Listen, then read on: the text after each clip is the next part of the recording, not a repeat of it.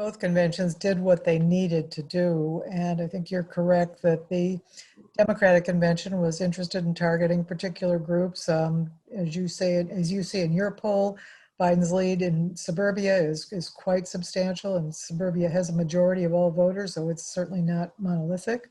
And so they did a very good job, I think, trying to reach out to suburban voters to introduce Joe Biden again. I think many people watched the Democratic convention and perhaps some of the Republican convention just as a curiosity. What would a virtual convention be? But actually partisans, I think, spend the most time watching the convention. If there was a weakness in the Democratic convention, I think a number of Democrats have articulated this since the convention, it is that there didn't appear to be as much of an outreach to white working class voters. But in your poll, again, Biden has a lead among those with less than a four-year degree. In terms of Trump stoking fear, you use whatever arrow you have in your quiver, I think. And at least at this point, Trump has a lead on handling the economy and handling crime, but not on public safety, interestingly.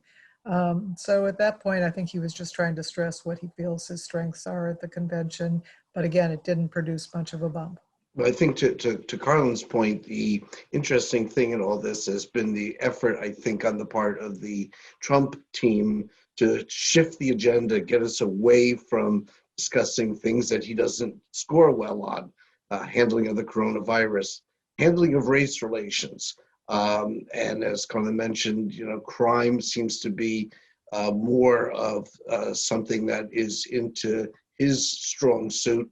And I think we've seen this, law and order message emerge from the convention and now carry through, trying to raise the negatives of Joe Biden and into him being, a radical socialist, a leftist who, as president would, have this lawlessness in the land. Biden responding by, this is all occurring under Trump's watch. So don't point a finger at me when this is what's occurring under your terms. You're not the challenger, you're the incumbent. And so I think we're seeing that.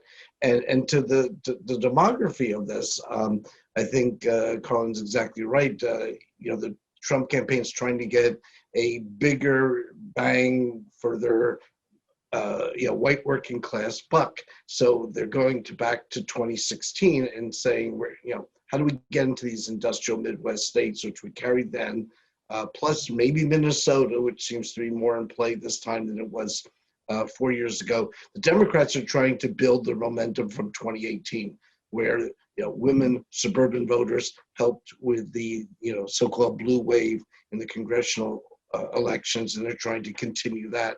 So I think the battle lines are pretty clear right now.